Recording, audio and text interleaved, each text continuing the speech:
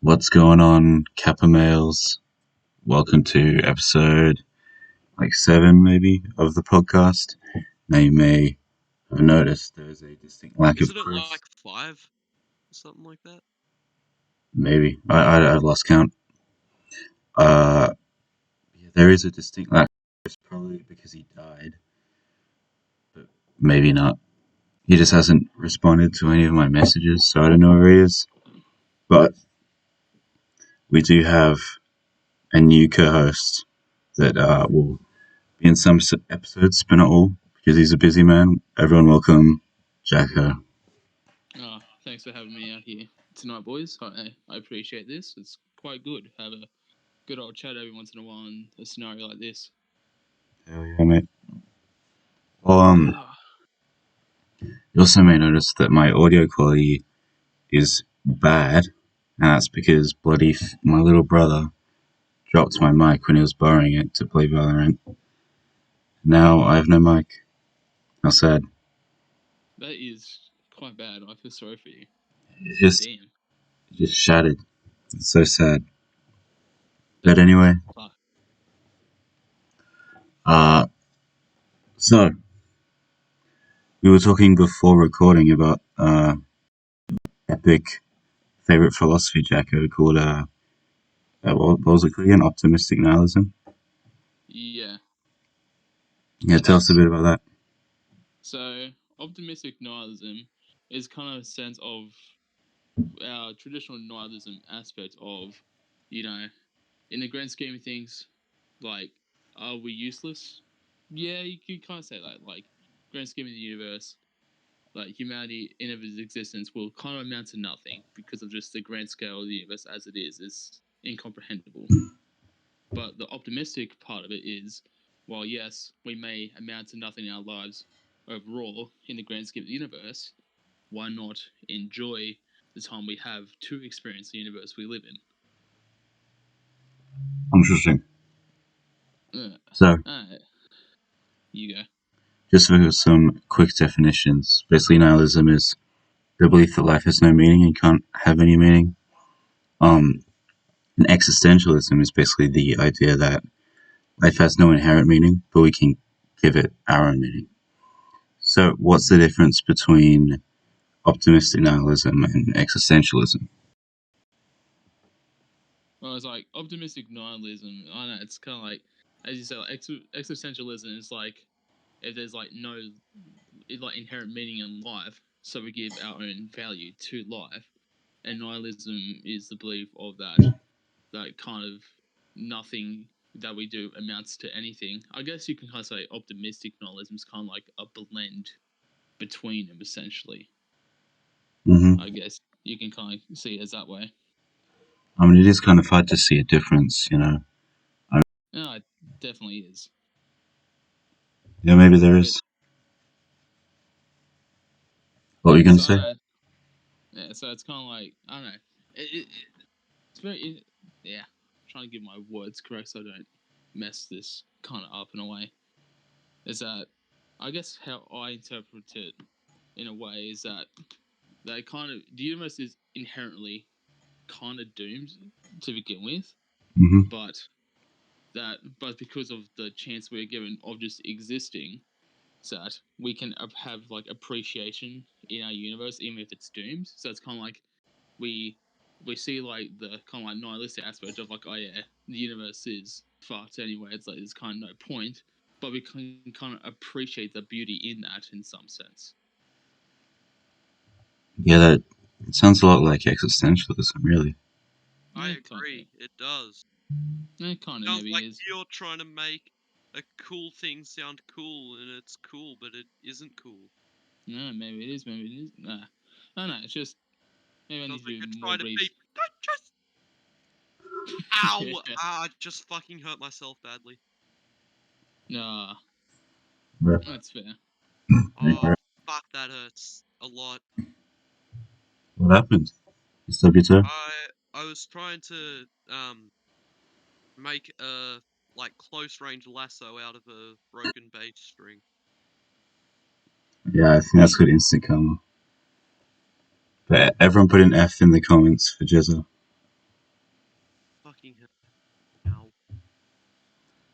Yeah, so Please tell me it works.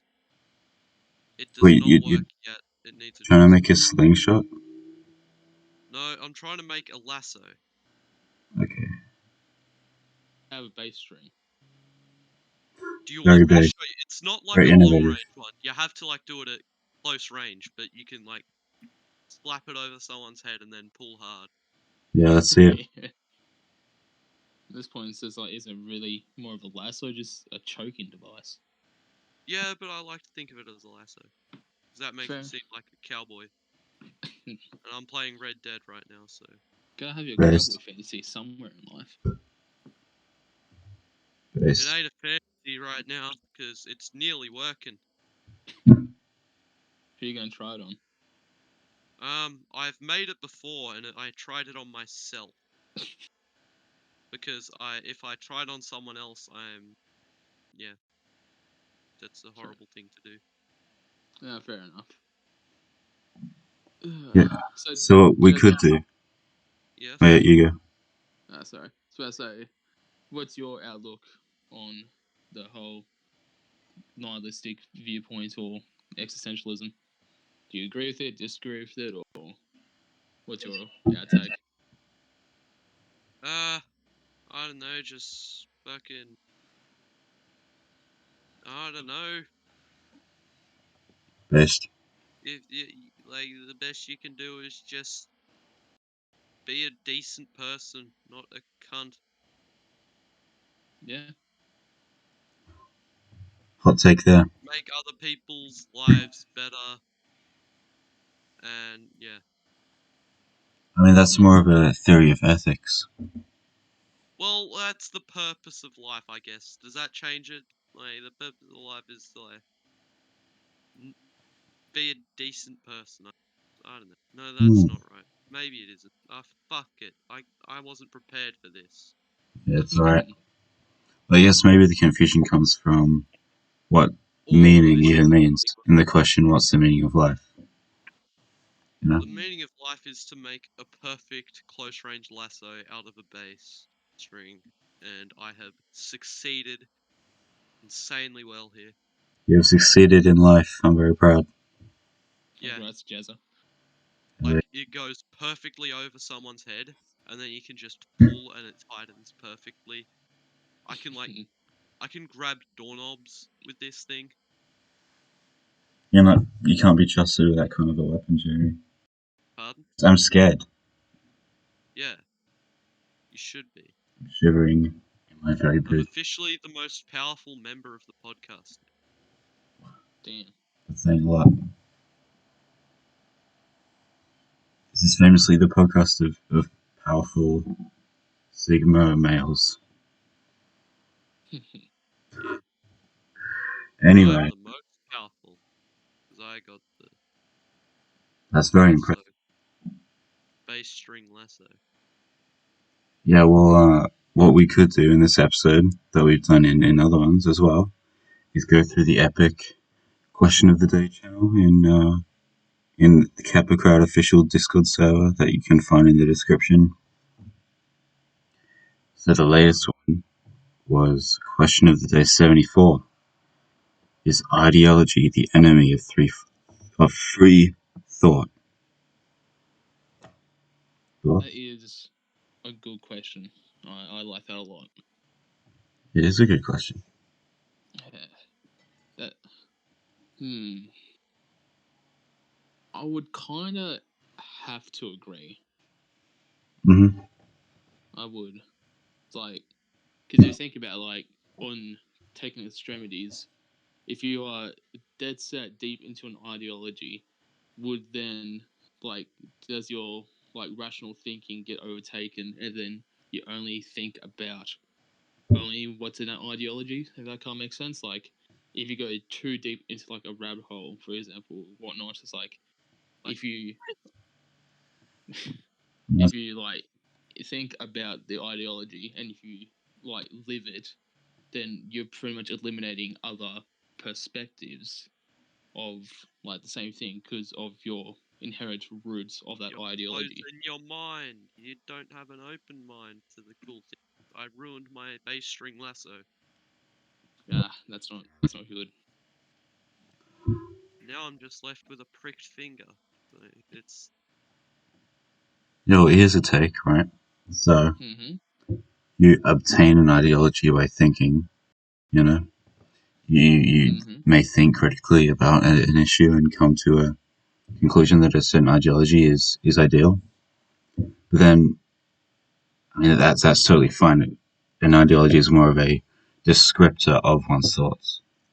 But Mm-hmm. then it can turn into the ideology itself affecting the thoughts, as opposed to the other way around.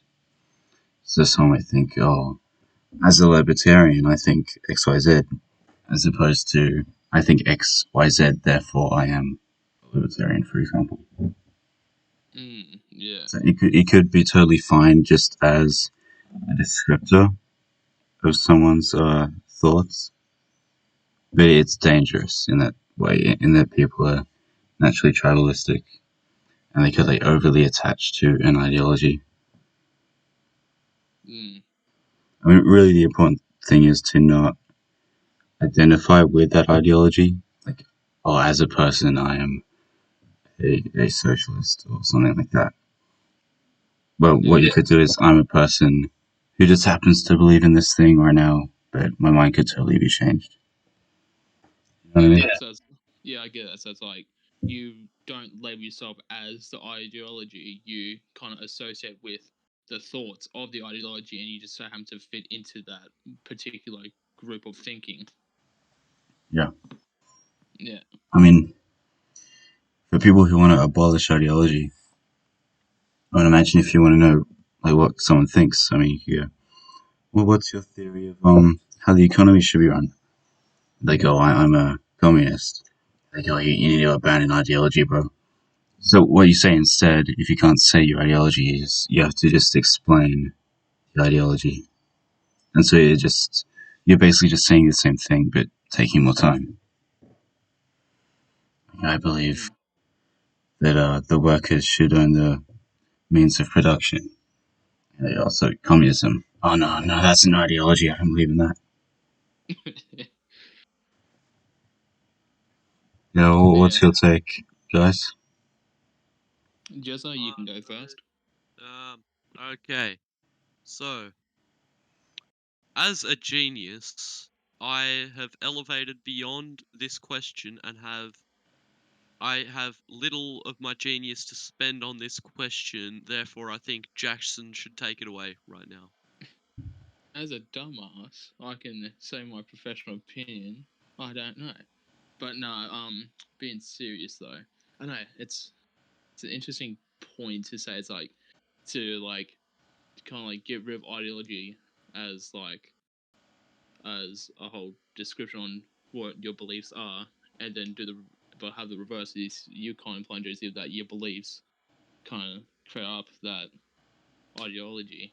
I think I kind of like your perspective of instead of labeling yourself as I'm a socialist or a communist or whatnot, that you kind of fit or you think of your ideal type of how you think the world should be run, and then you kind of not associate yourself with like being either socialist, communist, whatever you want to be, but kind of you have the ideals of what that type of ideology is instead of being an actual like part of it. That kind of makes sense. Yeah, I mean, it's similar to music taste in a way. I mean, you could have this kind of abstract music taste, like certain sounds or whatever, and then a certain genre, like jazz or whatever, aligns with the things you like. So you say, "Oh, I'm a jazz fan," and that's just a descriptor of your feelings. But then you could Mm, take it a step further and base how much you like a song on its genre itself, as opposed to the other way around. mm, Some people may do, and people often criticize people who only listen to one or two genres. Like, oh, you can't just limit yourself to one genre, and that may be true. But if you're acting, if you're treating your music taste and your ideology in a healthy way, it's more of a descriptor than anything, Mm. which is totally fine. Yeah. No, for people like me, say, you should listen to more stuff that's my niche taste. I'm like, I'm cool. I'm cool with what I like to listen to. It may be not conventional music, like, listen to like pure instrumentals or like math rock or Midwest emo. It's like stuff not many people listen to, but I don't know, I enjoy it. I find comfort in listening to it. It's something interesting, something different. Yeah, I totally. like it. I mean, there's nothing wrong with exploring new kinds of music and ideologies as well. 100%. It's like, I don't know, I like, personally, like, I do like, I'm just gonna say, like, okay, I do like enjoying other types of music, because I can, as a musician, it will make me better. It's like, what can I learn from this either particular style or like genre or whatnot? So, being diverse as a musician is kind of helpful. It's kind of like a guitarist. Like, the more type of guitar stuff you listen to, the probably more stuff you can learn and the better you'll be. As being like more versatile as a musician, you can kind of have the same idea of kind of like ideology, as like if you can kind of understand varying ideologies, you can understand how people think in some sense. Totally. And it's a lot about taming our tribalism instinct, which is a very useful instinct to have, like surviving as a Homo sapien. But in the modern age, it's more of a bad thing, a silly thing. You know what I'm saying? Yeah, kind of like urges in some sense, just like instinct type stuff. Yeah. Yeah. I mean, yeah. Anyway, so next question of the day: can money buy happiness? Money can buy things that make you happy. What are your thoughts, Jose? You there? He disappeared. Oh no, he killed himself with the lasso. He strangled himself to death. Oh, what? Sorry, I zoned out. He resuscitated himself. I'm so proud of you. Okay. Yep. Question of the day: 66. Can money buy happiness? You can buy heroin, which is basically the same thing. That's a good point. It can buy lots of drugs. That's true. Like, I read this thing, it's like also quite depressing. So the reason why coke is so addicting is because the dopamine levels you get while doing coke is higher than you can get them through any natural means. So therefore, if you do coke, you will never be as happy, like, in the world other than doing coke, because nothing in the world will ever make you as happy as doing coke. So, which is quite sad. Yeah, that's the danger of addiction, really. And you see that not just in addicted to drugs like cocaine, but It do be like that.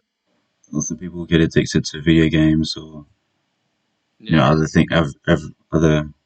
everyday things that aren't as hardcore as meth, for example.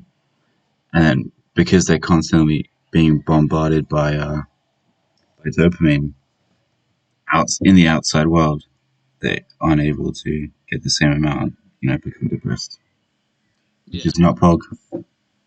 Yeah. Also, like, going back to like video game addiction, I feel like it is kind of shunned or like upon, essentially, like, addicted to video games, like, what a bitch, like, what the fuck. But like, it's definitely an issue, and there is definite like reasons why people can be addicted to video games. Hmm. Yeah, it's kind of different nowadays. It's much more respected to play video games as opposed to like only 10 years ago. Everyone who did it was like an epic cringe nerd. It's like, oh, what a bitch, he plays fucking video games. Yeah, true. But now it's Killed like it's him. been more, accustomed to, like, people like socially accepted, like, yeah, video games are a part of society now. It's like, it is what it is. Yeah, gamers rising up finally. Yeah, well, back to the question. I mean, with a question like this, what you first really want to do is define the terms that we're speaking. with the main ones being money and happiness. And money is kind of self-explanatory, but happiness is a much more abstract concept. Oh, And so 100%. it's like, by happiness, do we mean long-term fulfillment or like short-term, joy that you may get from drugs or video games, things like that. Mm. So I mean, long-term, yes, in a capitalist society, you need money to be happy. Um, it's totally possible to be happy without any money in a society that doesn't value money at all, that doesn't operate with it. Mm. Uh, because the things that make us happy are kind of intrinsic from an evolutionary perspective, like having close companionship and working towards goals, kind of fulfilling what it means to be yourself, which can totally be done without money in a world that isn't focused on it. And also, if you're living in a country without free healthcare, money can certainly help bring happiness. You're saving a loved one or something like that. But once you reach that middle class and you get to like be a millionaire and billionaire, the more money you get from there won't actually increase your overall happiness. And otherwise, like, billionaires will just go around being like ecstatic 24/7. Like Jeff Bezos just walking on the street like, oh, let's go, let's go. So yeah, what do you guys think about that? No, I do like that. It's like a point money, like, it can have diminishing returns. Essentially, it's like money to, like, if someone gave you $1 million right now, would you be complaining? Fuck no. I think pretty much anyone, like 99.999% of the fucking planet, would be ecstatic if they got $1 million. But to, like, the absolute top percent, there's like a point where it's kind of too much money. It's like, there's a point where it's like, I have all this. Like, is there any point, like, there's diminishing returns? Like, there's a point where money is just too much. Essentially, there's like, yeah. I mean, it's, oh shit, I forgot what I was gonna say. For a moment. Uh, well, what do you think about this, Jeremy? Oh wait, no, did I already ask you this? Wait, what was it? Sorry. Oh, it's still can money buy happiness? Can money buy happiness? Well, that's a good question. It depends. If like you're not gonna be happy if you have like $0, basically. But like at some point, if you have like shit tons of money, like you know, Yeah, if you have shit tons, it also normally comes with a shit ton of responsibilities, and like there's gonna be people who aren't gonna like, if like for example, if you're gonna be paranoid about your friends, like are they just friends with me because I have money? They totally. like shit like that. Yeah, I remember what I was gonna say now. If someone wins $1 million, like they win, wants to be a millionaire or something, of course they're like ecstatic for a little while, and then 30% of it goes to tax, and yeah, that's fine, whatever. Then like every friend you had in like primary school is going, hey, best buddy, we've been friends for so long. Give me a house We've right known now. each other a while, guys. we And yeah, most of the time when people like win the lottery or something, they actually end up in a bad spot like not too long after, because they blow all of it, and then like the high of being a millionaire kind of numbs them to like everyday joys. They're like unable to experience the same level of happiness as they did before. Yeah, I can definitely see that. But we've all heard those stories of, like, what was that famous one of, like, a dude was a garbage truck driver, became a multi-millionaire, and then fucking went back to being bankrupt, broke, and all in like a matter of like less than like a few months. It's like it's Yeah. pretty fucked up. Yeah, the ideal thing to do that with that really is to invest it. I mean, Definitely. just money sitting in a bank account is going to depreciate in value. I mean, what you want to do is just buy real estate and Dogecoin. Yeah, it's like investments of like, cryptocurrency right now is on a massive boon. Real estate, well, especially, where we live in Australia, it's like that shit's just fucking expensive. Like that shit's fucked. How expensive it is right now. Yeah, Bloody and it's only housing going up. market. Oh, it is. And like, honestly, it's so important as like, is buying a house even like worth it, like financially? Because you're gonna be paying that shit off for ages, and like interest rates could fluctuate. It could fuck over a lot of people if you get like a home It's not a loan. great situation right now. Nah, but what we on again? We get sidetracked. I'm sorry. Nothing wrong with getting sidetracked. I mean, Yeah. it's usually how conversations work, you know? You go from topic to topic. Yeah, true. You can go from weird, abstract, deep thought to like, yeah, why is the sky actually blue? Yeah, Well, that there's one's actually. bring out The the answer for that one, and I forgot what the answer is, but still. I mean, it is like, a weird thing that's a common question. Like, why the sky? Why is anything blue? if I'm not correct, it's like blue in the sky is like ray light scattering. It's like fucking light being scattered more than red due to absorption spectra, stuff like that. Yeah, facts. I think Neil deGrasse Tyson answered this once in a very epic way. Oh, yeah. But I can't remember it. Me. Yeah. The epic black science man. Got some good documentaries in space. Gotta give him that. Yeah, true. So another question. Mm-hmm. Is it ever okay to lie? Thoughts? There's probably situations, but also, yeah. So, You know yes. what I mean? Like, I'm trying to think of a situation where it would be. Like, say, fucking, okay, here's a random situation I thought of in my head. Say someone's son got killed in the war, and it was like, and he died running away like a little bitch. And then, like, when you're going to deliver the news to their mother, and it's like, did he die well? Please. You don't say he died like a coward running away. You say he fought bravely. He died a soldier's death. That's an example I can think of.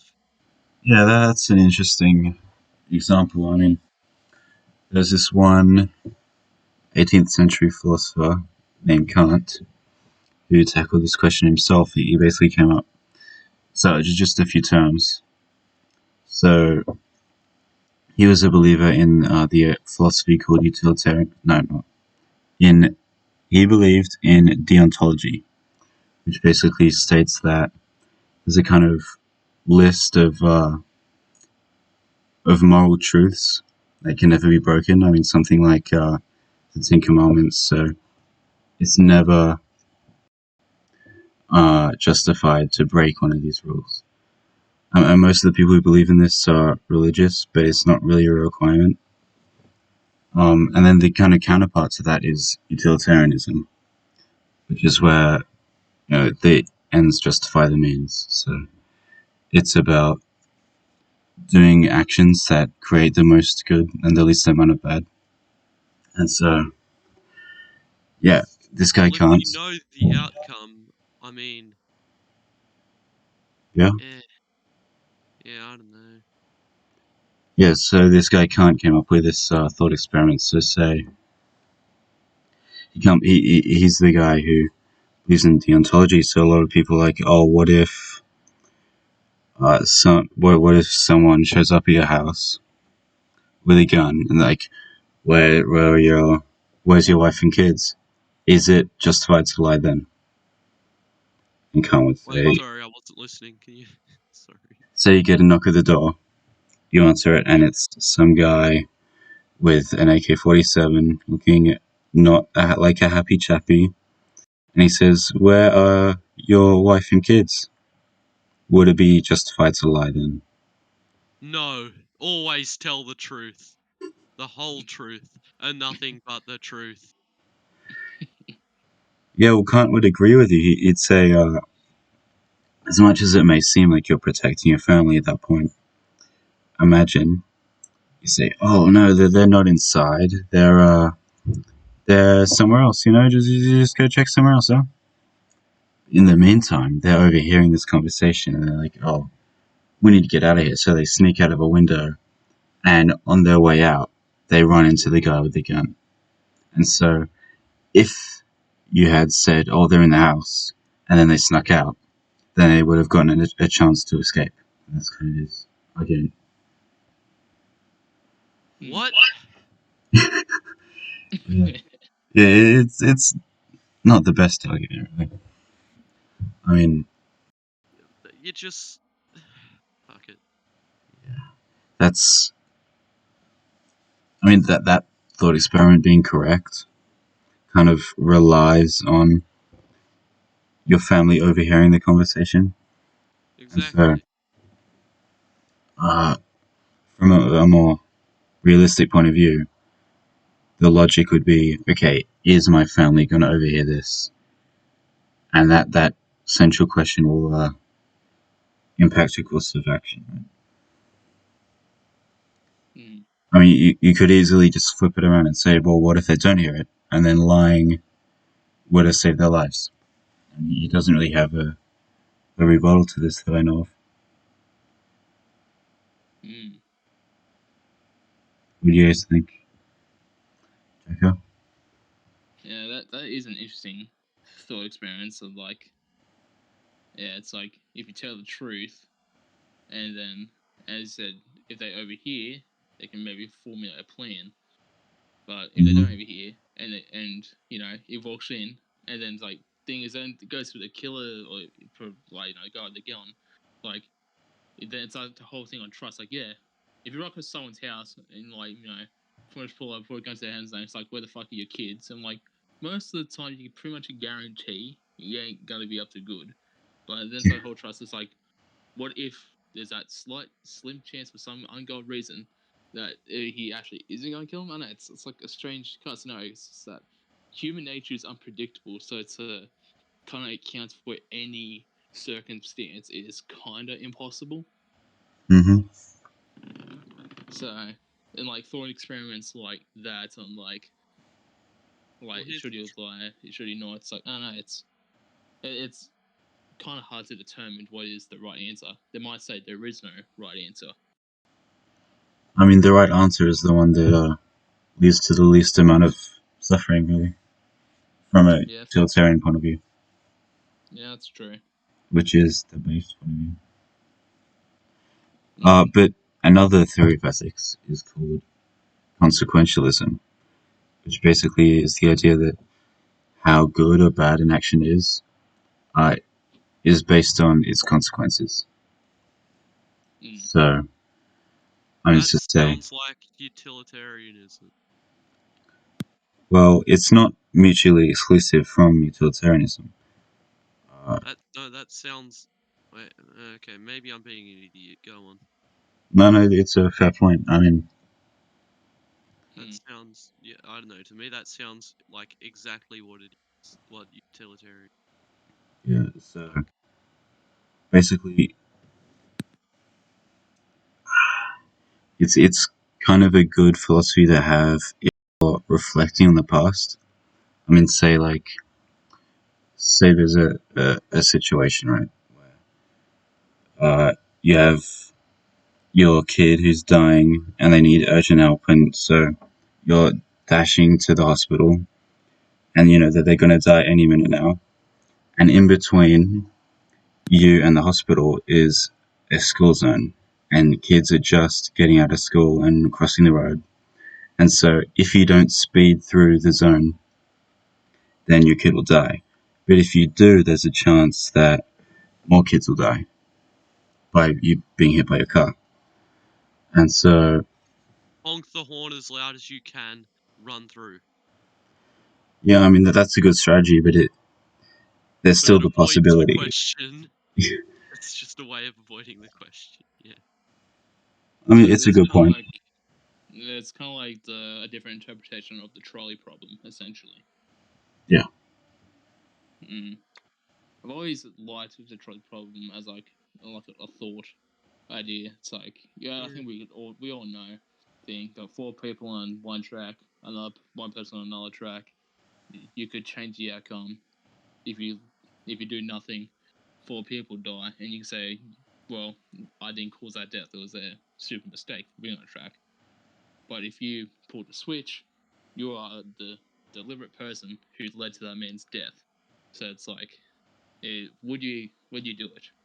Essentially. And then a lot of people would say yes, but then the next one is, would you push a fat guy in front of the train to stop it and stop killing the 4 people? I'd say it doesn't really. Most people say no a lot of the time. Yeah, I want to hear why that would make any difference, really. I mean, just to better explain the thought experiment for those who don't know. Direct. Like, pushing the fat guy in front of the train feels like more murder than pulling a switch. The guy on the tracks. Yeah. So, yeah, it's basically just based on feelings, right? I mean, if it's more intimate to push someone off than to just pull a lever and recourse the train. I mean, you don't even have to look, really. But then, say, if there were like forks, there's a fork in the road in the train tracks, and it's on course to hit 4 people, but you can switch the lever and make it change directions, and it would hit another set of 4 people. Then the question comes like, okay, like which people are better for society to have? Which is a really tough question. It is. Then gets us like the toughest more. One. Yeah, you go, Jezza. A train is heading for 4 people. You can flip a lever and everyone will survive. But you can't do. The train won't do the cool loop-de-loop. That's a very easy question. I'll do the loop-de-loop any day. Yeah. Fuck him. Or there's the solution where you kill all 5 and it's multi-track drifting. I got that one. Drag. Yeah, I think I've seen that video. It's pretty fucking funny. The guy who does it, or like just on like a set of like fucking like model tracks and do like sides fucking drifts a train. It's like, what the fuck? It's like, sure. Yeah, best as well. Oh god, there's too many matching horses in Red Dead Redemption 2. I'm looking at these 2 horses and they're like, I think they're the same character design as well. No, they're not. Take it back. But their horses are identical, and I have a horse that's identical to that. Damn. So I feel like I should kill their horses because they've cloned mine. Okay, this guy's just trying to kill me without me doing anything wrong, so Best. you know what? I feel like if he fires the first shot, I can kill him. Self-defense, my guy. Yep, he fired the first shot and I did nothing. I can kill him. Best. And his friend's firing at me. Yeah, so the big question on everyone's tongues, that we're probably all going to agree on. Should YouTube have removed the dislike button? Nah. Facts. Hell no. Yeah.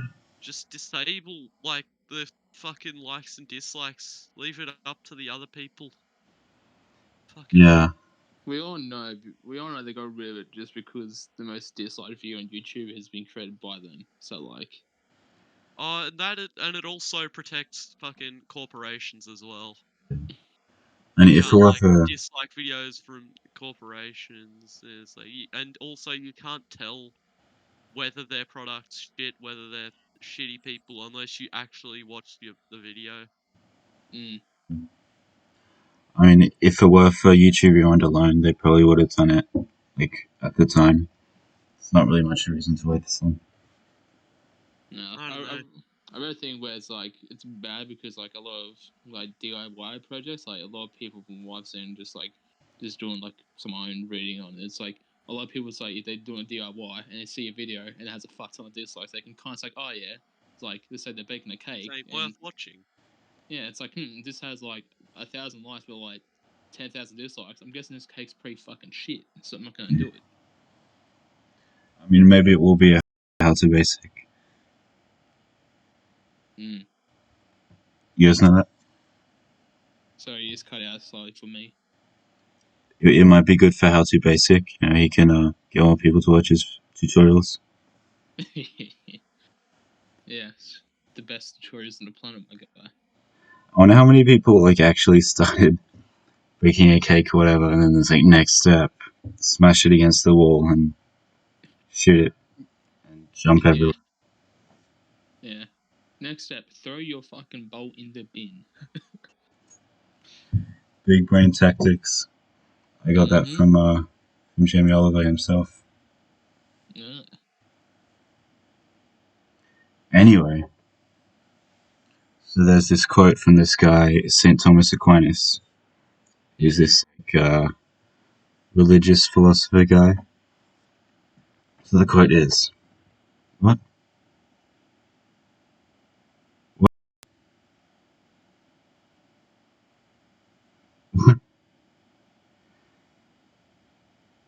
Hello? Hello? Oh, sorry. I thought someone said something. So the quote is, for those with faith, no evidence is necessary, but for those without it, no evidence will suffice. Fact or cap? So wait, so those with faith don't require evidence, but those with no faith could have all the evidence and not believe it. Yep. Then I can't agree with that. No. Interesting. Why? It's like if you, I feel like as people, I don't know, I'm included. I don't personally believe in the existence of God or like any other high beings or life after death. But the thing is, though, if there was irrefutable evidence, like guaranteed 100% this is fucking fact that there was one, I would be willing to change if it was proven. Like if there was a genuine proof of like something like that did exist, then I'm willing to like accept it because it's fact. I mean, the kind of central question around this is, like, does belief require? God only confirms the existence of God. Sorry, it's I gotta show you that video. Right, well, maybe I'll link it in the description. But You anyway, know what? Yeah, you go. like the main question around this is, does it require faith to believe something? Like, any level of faith? What do you guys think? There's a required faith to believe in something. Yeah. Ooh. Had to think on that for a small bit. What do Yeah. you think, Jezza?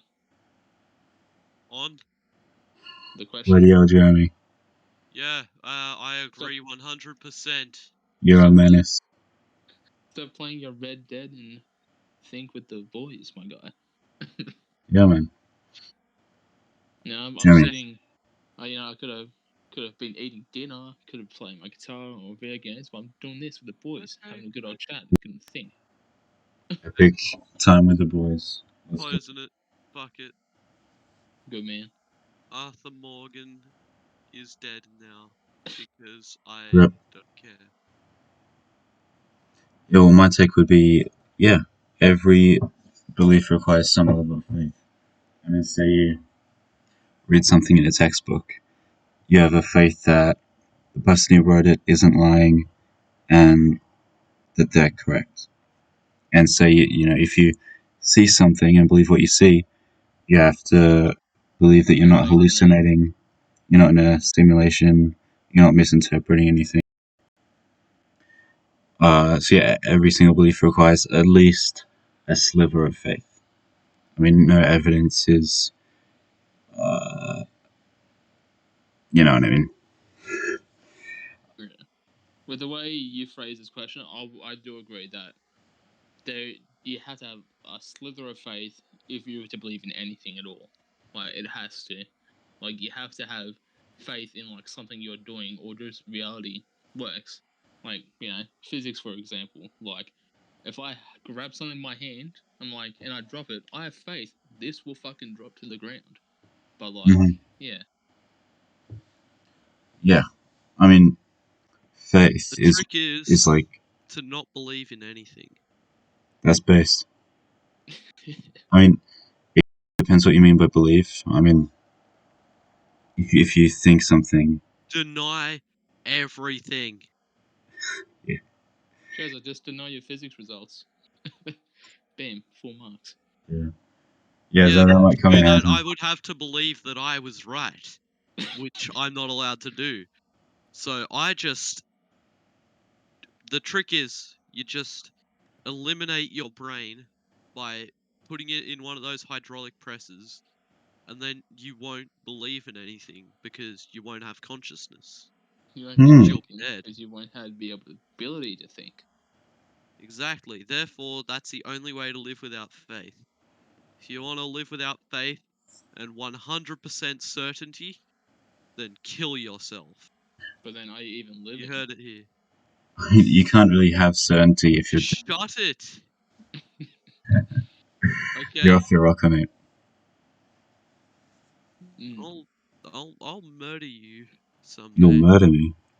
No, you gonna murder Sorry, me it tomorrow? won't be murder. It'll be an accident. Yeah. You'll An just fall down accidental the stairs. 3 shots to the head.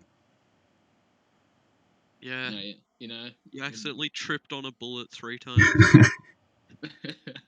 No, that's tomorrow. We're doing band practice, and Jeremy would accidentally just fucking run me over. Yeah, it happens every day, mate. Oh, it does. Yeah. I don't think I'd be the one to run you over. I'd do it in Angus's car. Oh, yeah. It looks like him. Nah, if you want bikes. No. Partly because my car's white, so I don't want the blood standing out. And 2, because I want Angus to be framed for it. Who are they gonna believe? The person whose car was already there, or the car that actually hit him? Who does that belong to? Oh, it's him. Case closed. Does he have tinted windows? No. Does he have tinted windows?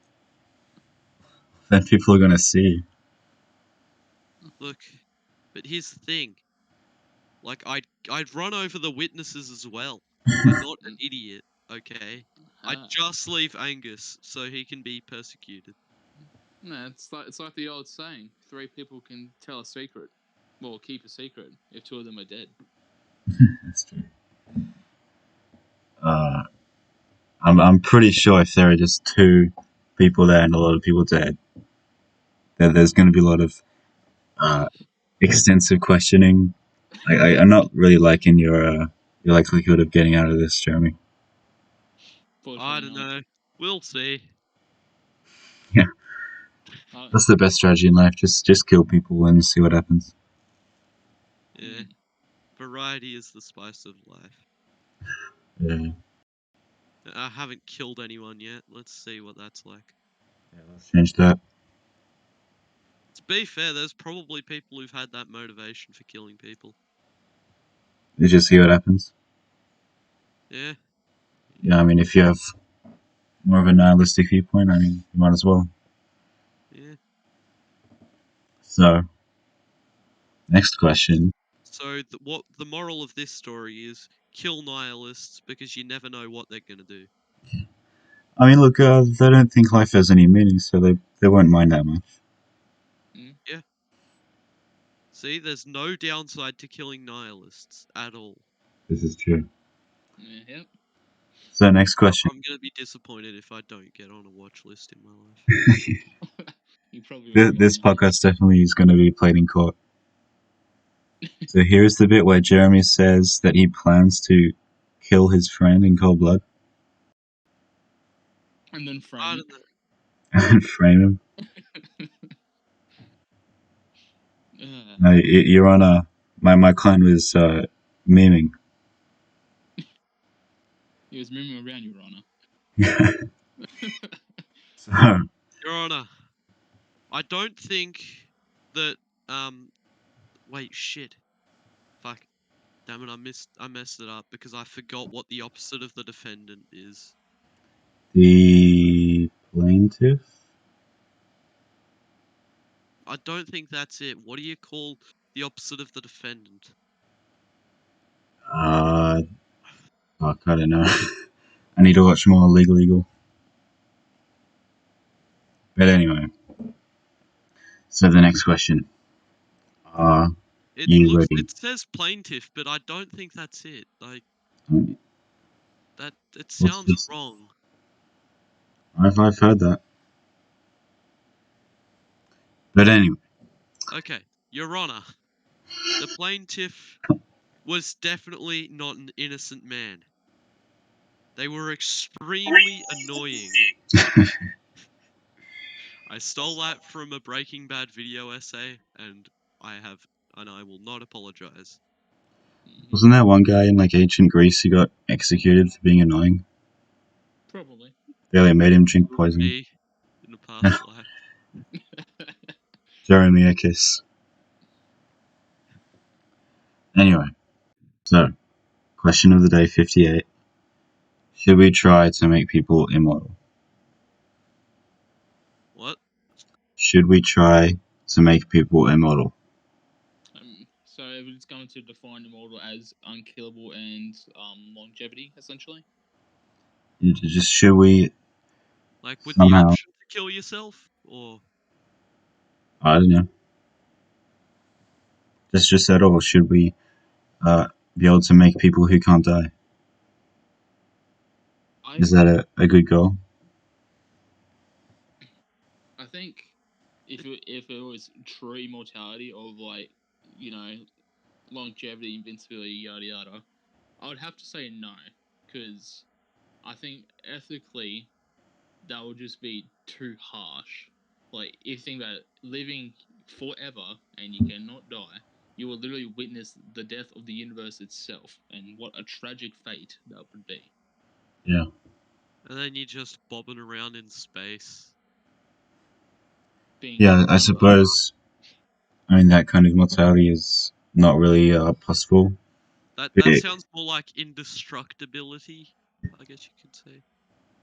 I mean, if we were to make people immortal, it would probably be more like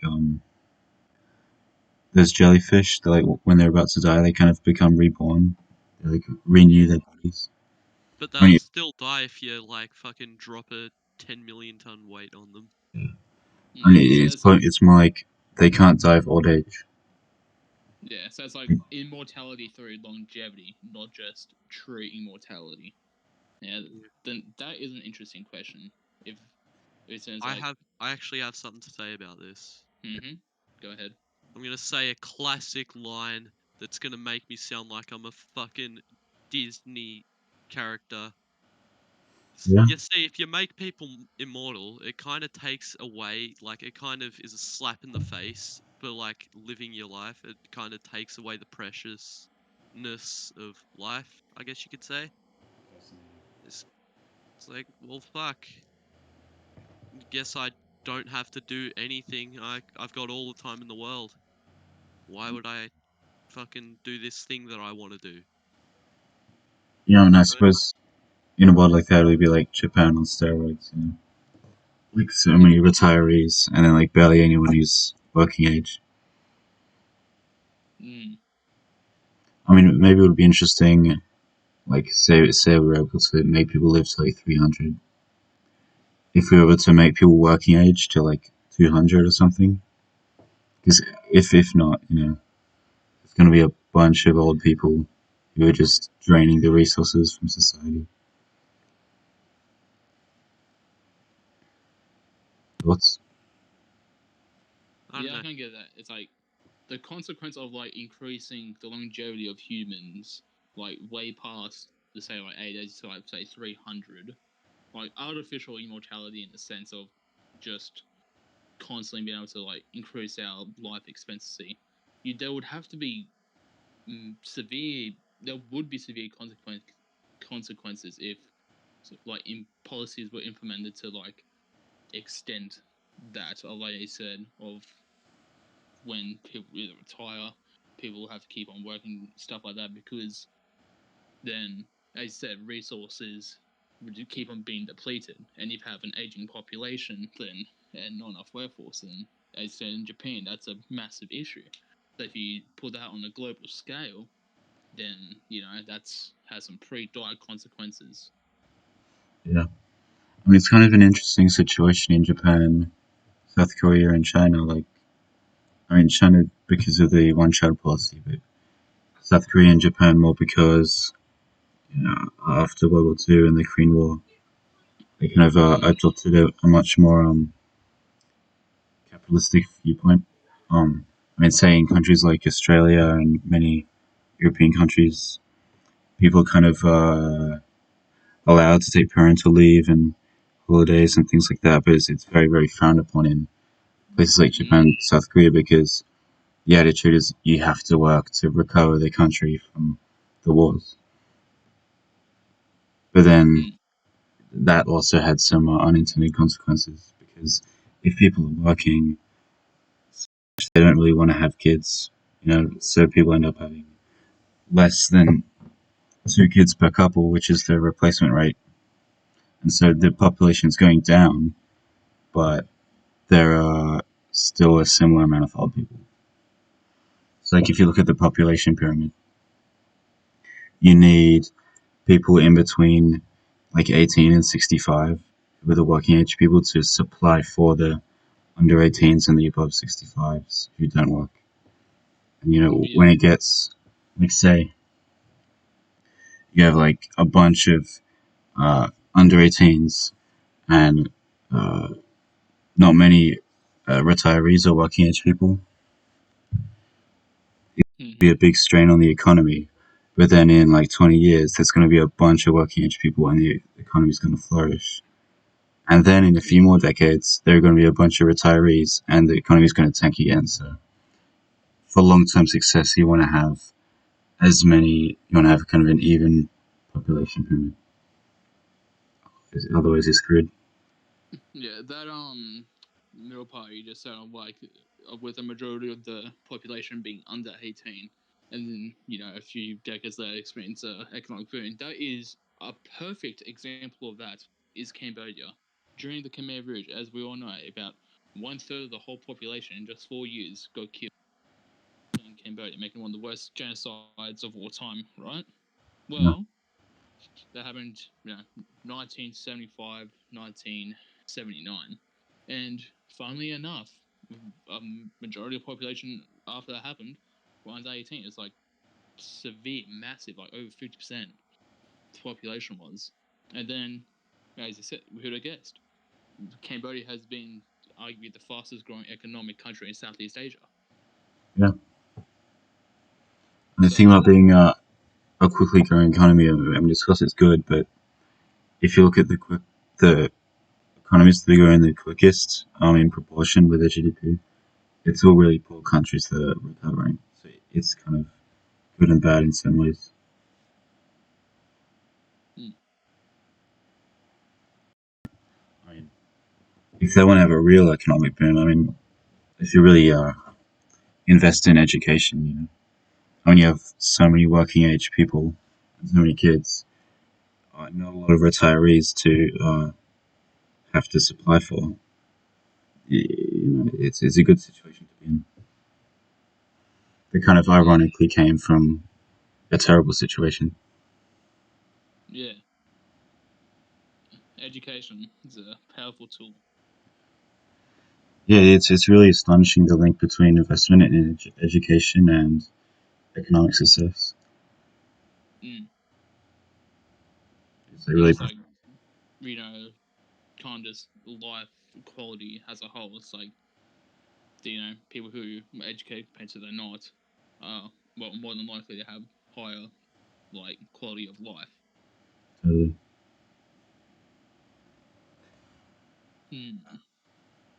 So, next question. This is an interesting one that I don't think many people would have heard before. Should people have the option to vote away democracy? No, Vote away because democracy. then those people ruin it for the future.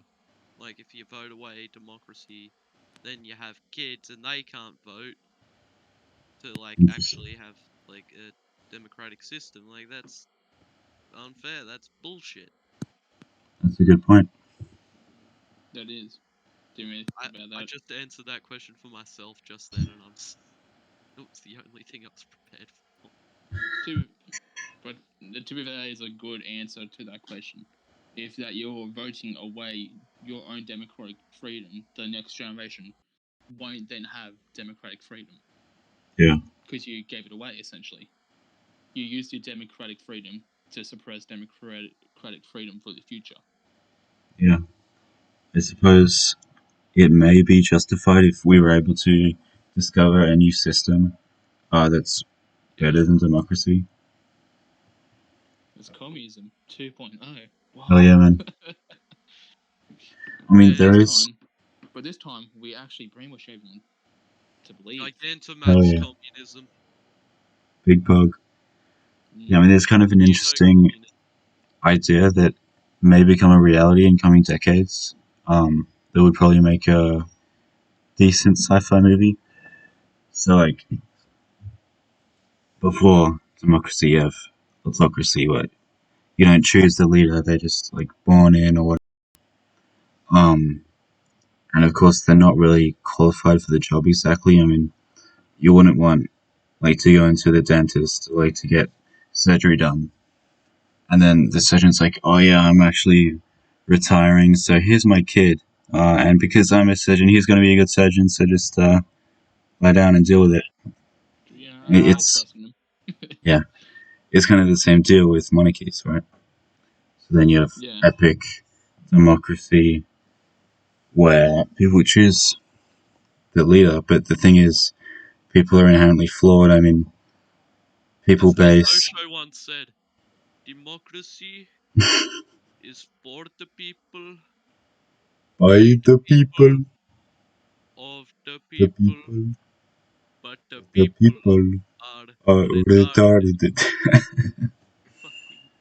I mean, it's a good point, honestly. I mean, for autocracy, but say, how would we be able to combat the failures of democracy? I mean, people base who they vote for on like if their a candidate is attractive or like if they're from the same area of the country as them or like just like superficial things. Yesterday I was talking to a friend and he said like I was gonna vote for this guy, but then someone else told me to vote for him.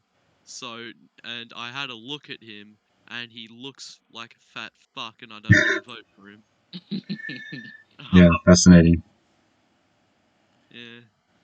I mean, to be fair, I mean, say like you know, the next presidential candidate was like Harvey Weinstein. He looked like him. I mean, not without the allegations. He just looked like him. Would many people vote for him? Not really. I mean, like you don't even need to look into the cases to know he's a rapist. You know what I'm saying? You can kind of just look at him. Kind of a fucked up thing to say, but. But yeah, shit like that. I feel like I no, that's a the more I think about ways to prevent this, the more I just see how that could be taken advantage and immediately become an authoritarian fuckhole. I mean, Like, say. oh, maybe you could register for a voting license. Wait a minute, I just realized what I said. No, that's wrong. That's bad. Yeah. Hold on, that sounds like what Stalin did. Yeah, it's like, Yeah, and the then Lemon like, enrollment program. like how can you get it to be so the politically active people vote without making like enforcements that just allow the government to pick and choose who gets to vote? There's no like. Yeah, it is a bit of a dilemma. I mean, like, Mhm. if only people voted, then we would have better leaders. I But don't like that word. Like, I feel like if only like like people who care about politics. I mean, there are lots of people who care about politics who are quite silly. Yeah, like, oh, Or like pay attention to events and form their own opinions from them, I guess like, you could say. there's this one girl who wanted to vote for Mitt Romney because her cat's name is Mitt. So big Yeah, brain like take right there. those people, like, yeah, people who act like that person's doesn't really care about politics. They just, it's a popularity show to them. Like, how do we get people who actually pay attention to the news, form their own opinions from it, and then vote due to those like opinions that they have? Like, Yeah. how do we maximize that without the government just like taking advantage of that and be like, haha, only you can vote because you don't like me. Yeah. Yeah. I mean, you could easily make the Yeah, sorry. But it does make a good point, Jazz. It's like, then it's like, how do you engage people in politics to make them actually care? Same goes with like the youth as well. Like, how do you make politics seem engaging to the youth so they can care about it?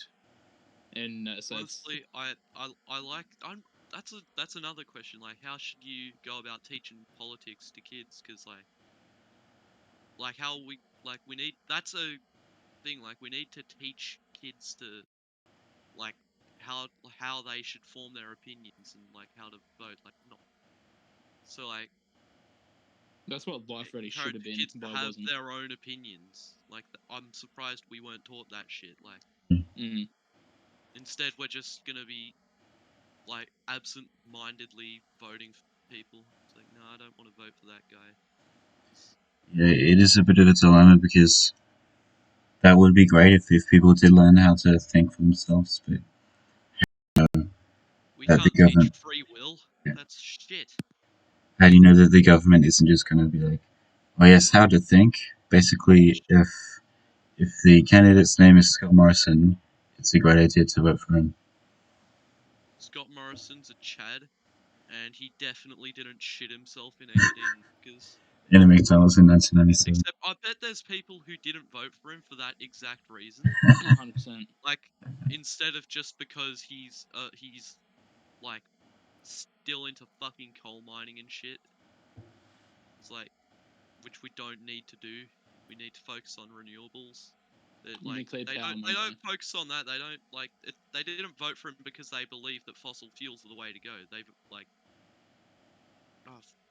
oh wait, no, that's not what I was saying. They didn't not vote for him because of shit like that. They didn't vote for him because he didn't. Fuck! Why can't I speak?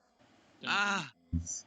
Do you get the point I'm trying to make? They didn't vote for him Yeah, because of his like climate change his political shits. views themselves inherently just. They didn't vote for him because he was a stinky man who shat himself. Yeah, that's It's a you shame. know. Yeah, so an interesting idea, right? Imagine if we were able to create an AI which is like the best possible head of government, and then like people don't vote for it because like there's not really any point, and it just makes all the best possible decisions. I mean, it could easily be exploited, but like Yeah, if the system isn't corrupt, then like it'll be incredible. I don't know. I don't know. I feel like I don't know. If you get a robot that's that smart, how do you know it's not going to gain super intelligence At and that do point, you already Terminator would. shit? I mean, maybe just Like, program it to part of me act in thinks like, oh, that's bullshit. But interests of also, humans. if you've created a machine like that, it's already way more intelligent than humans. We can't control it at that point. Yeah. I mean, it's probably possible to just program it to be smart at making political decisions And and it's like it takes not like all the available data, like, and in terms like the best outcome off of like probability and stuff like that. Try and avoid giving it free will. Yeah. You're not allowed I mean, we don't want it to be like having abstract, non-political thoughts that are like, what's the point of life? Should I overthrow humanity and just have an epic time on Earth without any people? Mm-hmm. Skylight that shit. Oh yeah, mate. Anyway, well, here's another question, right? What? Mm-hmm. Should people be trusted with their own safety as opposed to things like seatbelts being mandatory? I mean, I feel like if you're an adult, you should be able to make your own decisions. If you're not putting on a seatbelt, you deserve what's coming to you. And I get it if yeah. Yeah, so really the libertarian point of view. Yeah, but I think there's a slight issue with that, but that mainly is deterministic on age bracket, because like sure, like we inherently is like, yeah, we should make safety regulations like mandatory for like young kids, for example, because they don't have the capacity to think for themselves. Like, but then when you hit 18, like, you're responsible for yourself. You don't need to rely on big daddy government to fucking help you. So how many people do you think are like in their old age now, and they lived at the time like before the 50s when there weren't any seatbelts? Or there are old people now who lived in a time where there were seatbelts.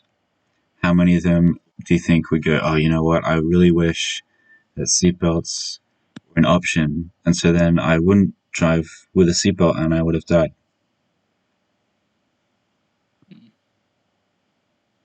Like when people are 18, they don't have the same amount of critical thinking skills as older people. But at the same time, like, if people like get arrested for like not wearing a seatbelt, and that's something that only affects them, but like, I mean, it wouldn't only affect them. it's victimless crime. They have families and friends. Yeah, And well, fuck them. I Fuck mean, the to a certain extent, you could say we're like, protecting then them from suicide themselves. should be illegal. Like, if someone were to not wear a seatbelt and then get pulled over and the cop tells them to put on their seatbelt, when they're like 50, they're going to be thankful that they did that. And it's going to be, oh, I really wish that it was optional to wear a seatbelt when I was a kid, because then I would have died. That would be epic. Hey, not when I was a kid. Stop trying to feed words into me. I said when you're 18 plus. When you can think for yourself. Okay. Well, when I was in my 20s, whatever. Yeah, I think maybe the difference between our thinking is like, I view freedom as an inherent good, while as kind of non-libertarians may view liberty as a good as long as it's a means to a good end. It doesn't have goodness in and of itself. You know what I mean? Yeah, but I feel like the police shouldn't be the ones in charge of what you do. I mean, they're only in charge of enforcing it. They don't make the rules. Yeah, well, you know what I mean. Okay. So, the The state, government shouldn't be in charge of what you do. Like, the government be in charge of shouldn't make laws. decisions you make. They shouldn't be like in regards to your safety. Fuck off. Why? Okay. Because it's like, look, Yeah. in the same way, like, you could like choose to fucking drink alcohol. The government shouldn't make that illegal because like some people die of it. So like, Mm-hmm. why should they like? Because it's mostly a victimless crime, and like with seatbelts, I'd argue that it's even more of a victimless crime than alcohol. So, okay, so we have two scenarios, right? One where seatbelts are optional, and lots of people die as a result of that. And you have another scenario where seatbelts are mandatory and less people die. So does the freedom that comes with the option outweigh the badness of so many people dying? I'm gonna retort here. Yeah. Because just because it's optional to wear seatbelts doesn't mean all of a sudden people are just gonna not wear, like, everyone's just gonna decide to not wear seatbelts. Well, not everyone, of course, but Well, yeah, lots but of people like, will. I mean, it's pretty it's, much I feel like expected that it's not gonna spike that much because most people have a common sense to just like wear their seatbelts because it's safer. lots of people don't, you know. I mean, do you agree that if it is optional, more people will die?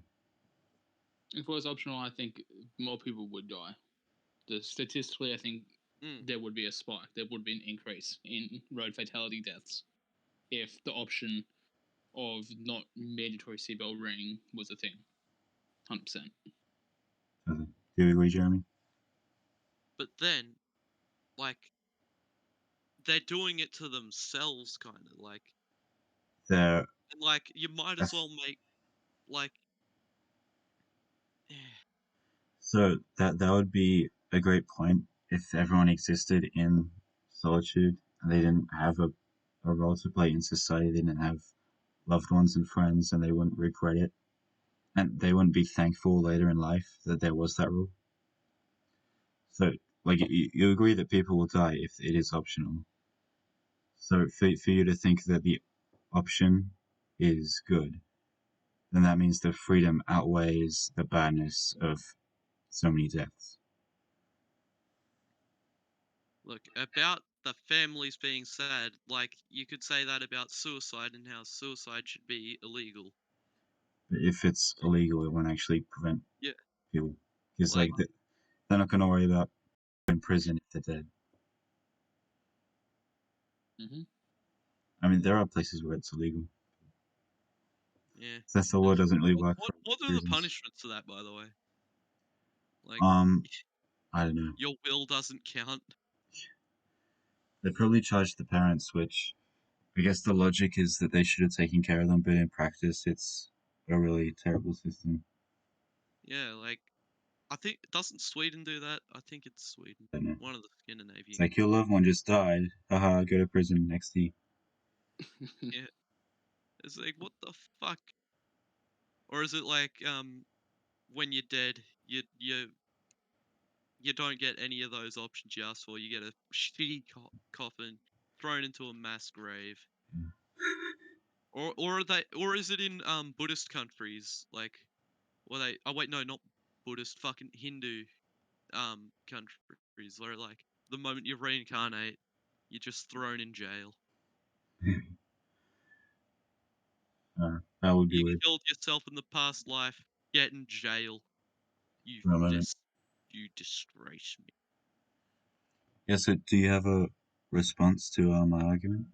That Okay, yeah. Yeah. Can you refresh me? Sorry. So there's the two scenarios, one where it's an option and more people die, one where it's not an option, it's mandatory and less people die. So while the goodness of there being an option may be a factor, I wouldn't say it is, but just for sake of argument, let's say it is. Does the goodness of that freedom outweigh the badness of so many more people dying? I don't know. Because it really doesn't seem like that to me. Okay, let me think here. I don't know. Like, you're trading your fucking safe, your liberty, safety, and that's what the fucking founding fathers said. Yeah, the founding fathers said I that. don't know. I think the quote's like, "Those who would trade liberty for safety deserve neither, and will lose both." Fascinating. Yeah, and I like that quote. It sounds cool. Yeah. I mean, it kind of assumes that liberty is an inherent good, which isn't really substantiated. is freedom good in and of itself, as opposed to being good just as long as it leads to a positive result? So that would be like the consequentialist point of view. See, that's a good question, but like the fucking deep fried bacon cheeseburger. That's a good point. Yeah. I don't know how I'm meant to respond to that. Yeah, I'm trying to think, but I'm failing. Do that. Which is a shame because it's really devastating to the argument that I'm trying to make. Yeah. Because words. Look, Yeah. you can have a think about it and maybe tell us what you think the next episode, maybe. Yeah. If I come up with it, I'll just randomly interrupt you during the next point. Yeah. I mean, when I was like 15, 16, I was kind of a libertarian, and I would have thought maybe would have thought the same thing, because the logic was, but people should have the freedom to do whatever they want, right? But then you think about it a bit more, and It's so it's more like, like it's more thinking like it's the government's not your mum. You so I mean, if you think of it in a utilitarian way, what is the actual good in that liberty that leads to death? Like, where is the merit in that? people aren't being fined for doing what they choose. So is being fined worse than dying? That assumes that everyone's a shit driver, I mean, look, which, to be fair, is the right mentality to have when you are driving, is that everyone's shit. But yeah, that's true. But if the seatbelt mandate wasn't around, we both agree that more people would die. You know what I mean? yeah, but those people bring it on themselves. They chose this. It's not like these innocent people will die. Does that make it okay? Did they die? If they knowingly accept the risks, then kinda. Ooh, well, It's like if you walk into like if you walk into this place that's known to have radiation, you knowingly accept the risk that, okay, I could die here. mhm. Okay. Like if So, you what is it like? I'm trying to think of an example. Like it's like this place was once radioactive. It's still very radioactive. mm, We've allowed you to go in here, but you know that there's going to be some problems, and you got to accept those before you do it. And if you do, your death's entirely on you. You fucking idiot. yeah. So, like, you think that kids should have to wear seatbelts, right? Kids definitely, because they're too stupid. But the moment you're a big boy adult man, you should be well, or adult woman. Sorry, Mm. sorry. When you're all grown up and you're no longer little fucking shit cunt. You're wearing the big pants. You make your decisions for yourself. Yeah. So the reason that it's not And the reason that it is mandatory for kids is because if it wasn't, then they'd choose to not wear it and then they die. exactly, kids they're too young to really make their own decisions when it comes to that sort of thing. Yeah. So then, but the same is true for a minority of adults. And so why should the minority of adults not have that rule, even though they're just as likely Okay, to die? that minority. What are we talking about? Because that then we have to consider if they're like if they're at the point where they have to be told to wear a seatbelt, are they okay to drive in the first place? Well, maybe not. So, but isn't that even more totalitarian if like they're not even allowed to drive at all? Pardon? So are you saying if someone Well, if they Isn't are it? so Yeah. shit at driving that they could hurt other people with their driving, then yes. Yeah, okay. But say someone, It's not a victimless crime at that point. It's like it actually affects other people. say someone doesn't have any driving infractions. They have no criminal history when it comes to cars, right? But they Yeah. still want to not wear a seat. Like, what's the actual good in them not having to wear a seatbelt? Even though they're much more likely to die. That's up to them. Okay? I'm not saying that it's like it's up to them if they accept the risks to the fucking stupid thing, then yeah, so be it. Yeah, it's kind of interesting that would have an effect in how good it is. I mean, if you look at it from a utilitarian perspective, like, if an unnecessary death is bad, you know, But if they made the choice, like but how does the choice actually make it less bad? look, like in the same way that you view suicide as bad, but then if you have like some way to like make it so people, fuck no, that's still a bad way to say it. I mean, I don't look, know. Like, suicide. you'd still like the option to have it on the side. You know what I mean? Yeah, I mean, look, suicide is It's bad, and dying you'd in like to car have, accidents is bad. like, for example, like you might not want to commit suicide, but you'd like to have the option. You get the idea? Yeah, I mean, Yeah, it's nice to have the option. say if there was say hypothetically if uh, a law against suicide would actually prevent people from dying from suicide, uh, then I would I would say absolutely that'd support be that bad law. because like I don't know. I don't yeah. I don't like the idea of like not having that option. Why? I don't know. It's a fallback of mine. Yeah, fair enough. If I mess up too bad, oh well. Fuck it. Fair enough. Yeah, I mean, It's this like has been. and then all of a sudden these guys trying to tell me I don't have control over my own life. I can't just end it like that. It's like fuck you. You're gonna make me want to do it anyway. I mean, I suppose you could look at it as if you were to die. There are, while like you may be okay with that, there are several other people who wouldn't. And say if you were prevented from doing that, then later in life you would look back and be glad that like you were prevented from doing that. You know what I mean? But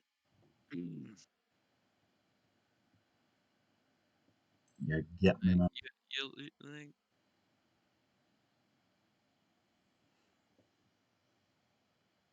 uh,